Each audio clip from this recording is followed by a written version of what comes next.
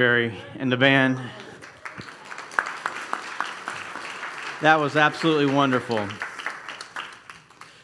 Oh, you never know what's going to happen in service. I tell you what, you just got to go with the flow, just what he's talking about. Woo-wee. All right. Let's see what I'm going to talk about today. Oh, perspective. It's funny about perspective. We see things one way, but yet they're totally different from another person's point of view. Kind of reminds me of a joke or a little tale. There's a stream, and there's people on both sides. And one person calls to the other one, "Hey, how'd you get to the other side?" And the response was, "You are on the other side." But, yeah, thank you. You got to think about that one for a little bit. It's funny, but it's not that funny. That's why I'm a reverend and not a comedian. Oh, that gets laughs? Anyway, it's been an exciting year. We've tilled the soil of this summer. Tilled the soul, y'all, this summer. We've been getting back to the basics by changing lives one heart at a time, building a loving community. Now it's time for reaping. That's what this season is about, the fall. We've worked, we've toiled, but I don't really like that word because it seems like anguish and a burden. But we've built something over the summer. Each and every one of us, this community, this spiritual community, we've been building something. And so in this fall, as this cool weather is upon us, it's a time of reaping.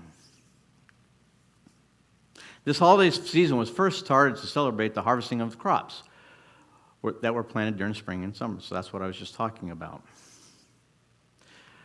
So, the jack-o'-lantern story. Doing a little research. I don't know if it's accurate, but hey, I liked it, so I'm using it. Based on a legend about a man named Stingy Jack, who repeatedly trapped the devil, which I kind of like that. Not once, but repeatedly. How does that happen? And only let him go on the condition that Jack would never go to hell.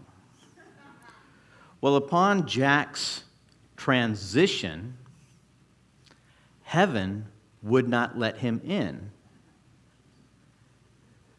So Stingy, because the devil promised he wouldn't go to hell, was forced to, for all eternity, walk the earth. But here's where the devil was a little bit nice to him. The devil gave him a gourd filled with coal so that he could light his way as he walked this earth. And that's kind of where we get the jack-o'-lantern from. Back in the Celtic times, they used it to basically ward off evil spirits so that they would be safe. What legends or stories do we make up to protect ourselves? You know, I was in the back listening to Barry's song, actually both of them, and I got very moved, which,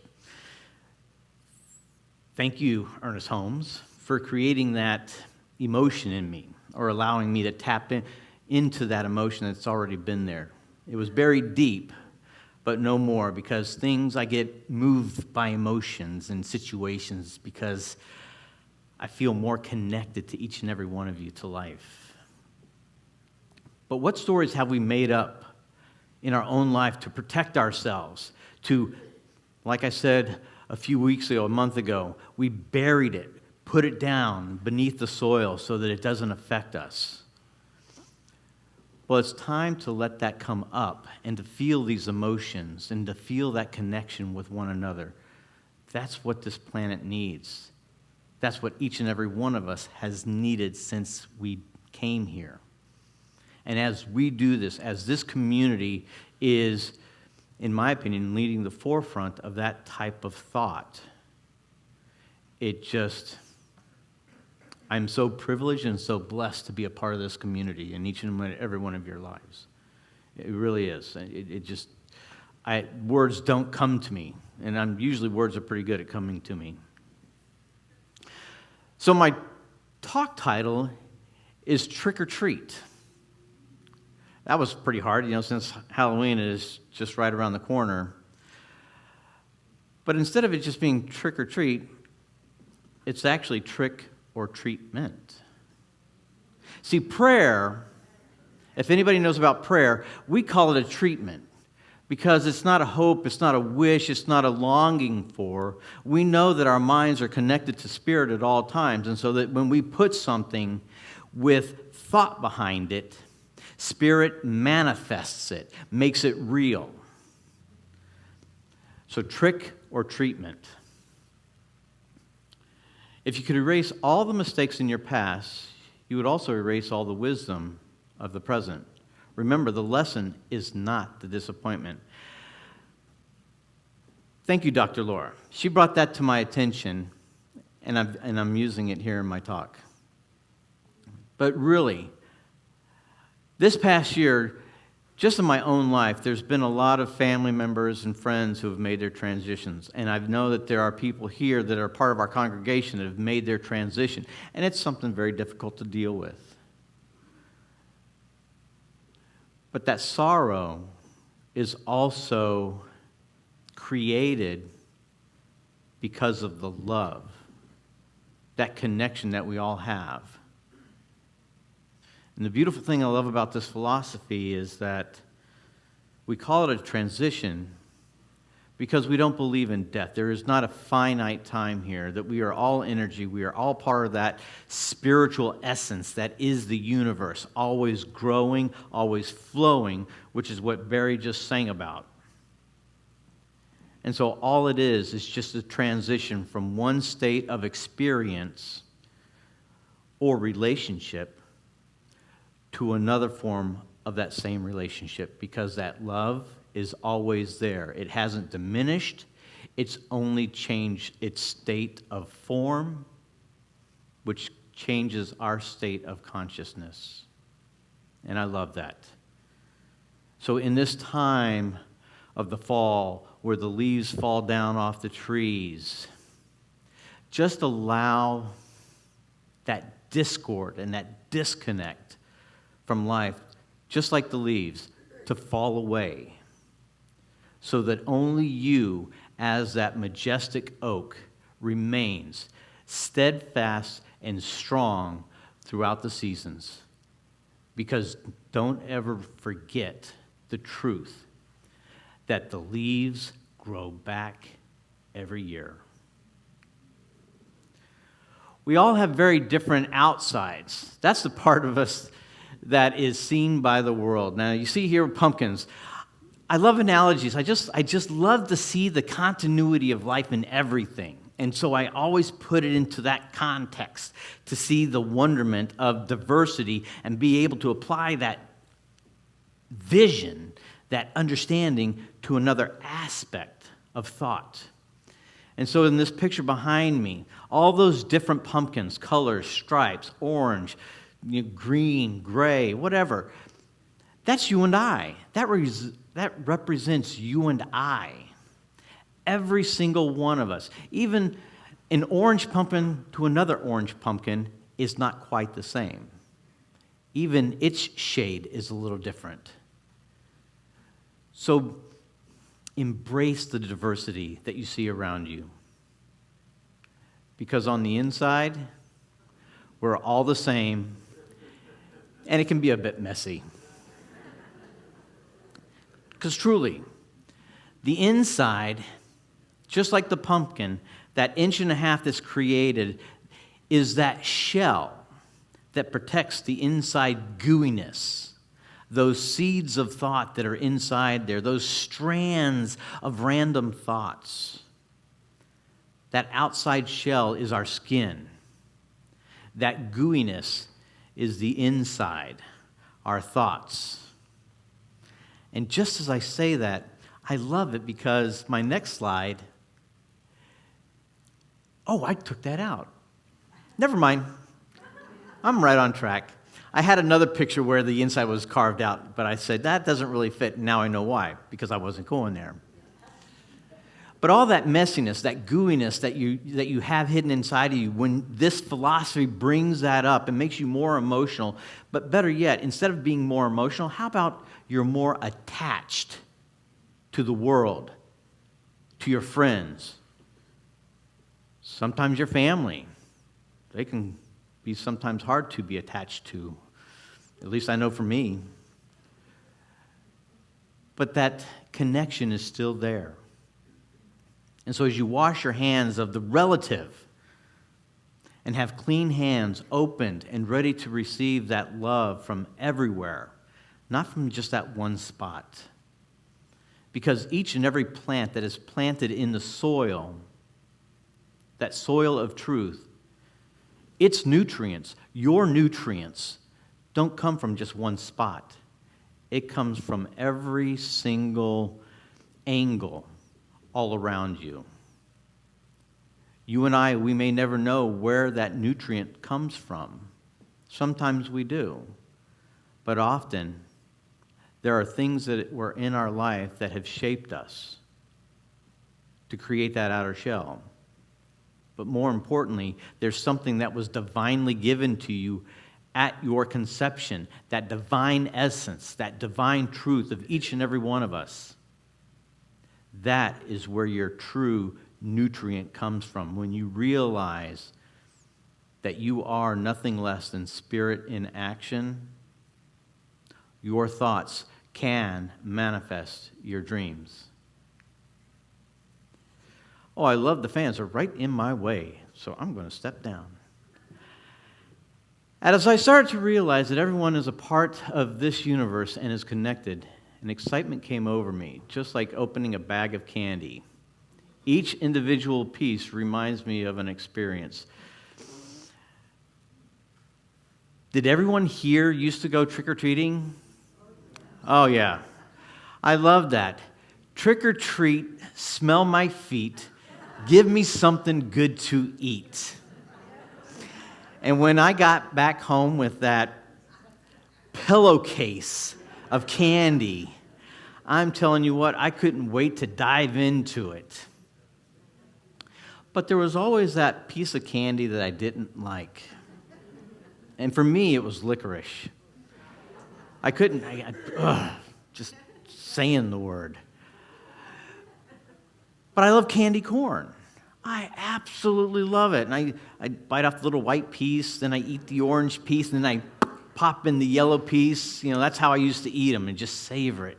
But I'm sure there's people around here that can't stand candy corn. But that's okay. That's part of what this is about.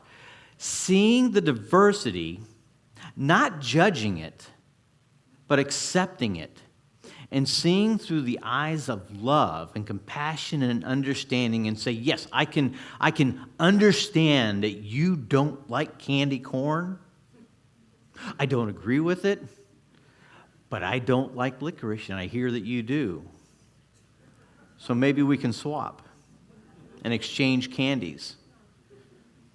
Candies are nothing more than your stories. As we swap and hear each other's stories, don't we get a better appreciation for our own story and maybe have better context of our own story? So in this holiday season, it's time of fun, being whimsical.